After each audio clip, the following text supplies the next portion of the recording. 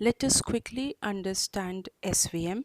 SVM is mainly used for classification. Have a look at this diagram. This diagram consists of some red color points and white color points. Red color points belong to one class and white color points belong to another class. This center line is called as separating hyperplane or also called as decision boundary.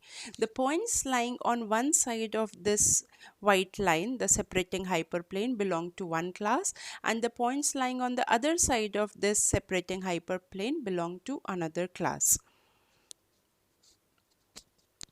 These data, which are color coded, represent two different classes. We are looking forward to have optimal separating hyperplane for these two classes that we can achieve by maximizing this margin. The points which lie on the boundary are called support vectors. You can see this red point, this white point, this red point, these two white points. These are called support vectors. Why? Because these points lie on the margins. Coming back to the code. So SVM is part of E1071 package. So before implementing SVM, we need to install this package and the library. Okay, let's run it.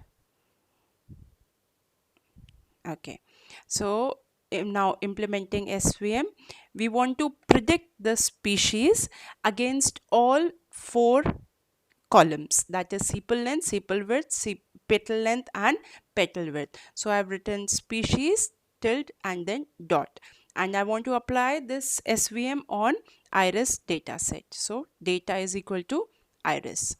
Let us run it here. So my model is trained. Let's see the summary of the model using summary function. Here comes the summary. Okay, so the summary over here shows the formula which we have used to train the model, that is species and versus all the columns and the data set iris. This shows us that this belongs to C types of classification, and the kernel used is radial, the basic kernel, and the cost is 1.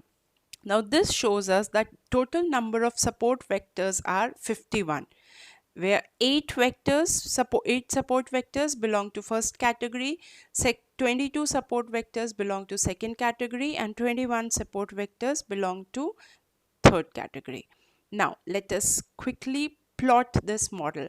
We are using plot function to plot the model. The command is like this: plot ml. ML is my trained model. Data set iris. We are going to plot petal versus petal width versus petal length. We are going to slice the data set to have it in sepal width and sepal length also. Let's run this command. Okay.